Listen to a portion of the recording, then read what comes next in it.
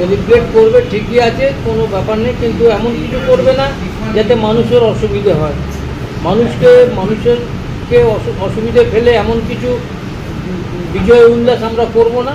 এটা বরাবরই দেখেছেন, বেশ কিছু বছর ধরেই মুখ্যমন্ত্রীর নির্দেশ থাকে যে এমন কিছু করব না। মানুষ আনন্দ নিশ্চয়ই করব, এত বড় জয়, 4 বারের জন্য জয়, আমরা আনন্দ তো করবই, সেটা কোনো প্রশ্নই নেই না করার।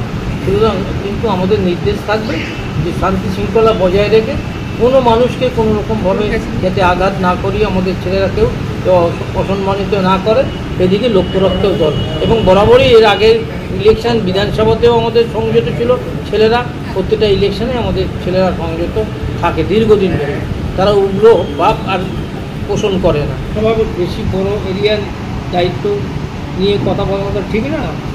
আমার কথা হচ্ছে আমাদের রাজার লোকজন ভালোভাবে জিতবে, এখানে লিড নেবে এবং সর্বোপরি বারাসাত কেন্দ্রে কাকুলিটি ৪র্থবারের জন্য জয়লাভ নিশ্চিত। একেবারে উনি জিতে গেছেন বললেই আমাদের বলতে পারি আমরা, যদি ওটা বলা উচিত না অফিসিয়ালি, কিন্তু জিতে গেছেন।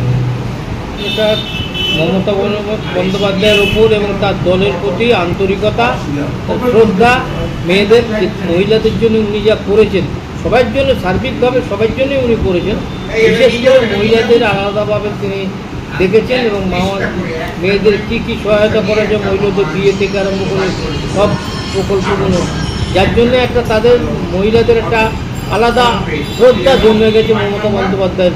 এর বহিঃপ্রকাশ হচ্ছে দলে দলে কাতারে কাতারে মহিলারা সকাল থেকে লাইন দিয়ে বুথে জন্মে। যাদের একটু অসুবিধাও আছে তারা হয়তো ভাবছিল অন্যবার হয়তো ভোট দেবো না, তার এই অসুস্থতা নিয়েই তারা পৌঁছে গেছে, শুধু তার প্রতি শ্রদ্ধা, তার প্রতি সমর্থন জানানোর জন্য। এটা স্যার মুখ্যমন্ত্রী মমতা বন্দ্যোপাধ্যায়ের কৃতিত্ব। সেরকম অভিযোগ আমার কাছে আসেনি, একটা ক্ষেত্রে এসেছিলো নিউ টাউন এলাকাতে একটা এসেছিলো, সেটা আমরা হস্তক্ষেপ করি। আমাদের ইলেকশন এজেন্টও এসেছিলো সেখানে, আসার পরে তারা মোটামুটি হয়ে গেছে। দেখুন, তারা একটু চাইছে, ওরা তো লোকালি এটা কিছু পায় না, সমর্থন পায় না, এবং তারা চায় যে একটা কিছু ক্ষমতা দেখানো। আসলে ওদের তো কোনো পাওয়ার নেই, যখন রেজিস্ট করা হচ্ছে ওদেরকে যে আপনার তো এখানে আসার অধিকারই নেই, ভেতরে ঢোকার অধিকার নেই, এবং আপনি কি কোনো ভোটারের কার্ড দেখার অধিকার নেই। আপনি খালি পিস মেনটেন করবেন, ল অ্যান্ড অর্ডার মেনটেন করবেন, এবং আপনি বাইরে থাকবেন, লাইন মেনটেন করবেন, এটাই ওনাদের কাজ। কিন্তু আদারওয়াইজ কোনো কাজ কিন্তু সামরিক বাহিনীর নেই। অনেকে মনে করে, হয়তো আমাদের কর্মীরা অনেকে মনে করে ওরাই সব ঠিক করবে, কীভাবে চলবে। না, আমরা অনেক জায়গায় প্রোটেস্ট করেছি যেই, তখন ওরা পিছু পা হেঁটে ব্যাক গিয়ার করেছে। এটা স্বাভাবিক, এটা জানে, ওরাও জানে যে ওদের ক্ষমতা কতটুকু, তাদের কতটুকু করার পর্যন্ত আছে ক্ষমতা। এটা আর কিচ্ছু নেই, তাদের ল অ্যান্ড অর্ডার মেনটেন করা আর তার লাইন মেনটেন করা, এছাড়া আদারওয়াইজ কার্ড দেখারও অধিকার নেই, লাইনের ভেতরে ঢোকার কোনো প্রশ্ন নেই, ভেতরে পোলিং স্টেশনের মধ্যে। স্বাভাবিক ওরা একটু উদ্যোগ দেখায়। তো আমি মনে করি যে ঠিক আছে, এইসব করতে তৃণমূল কংগ্রেসকে দবানো যাবে না।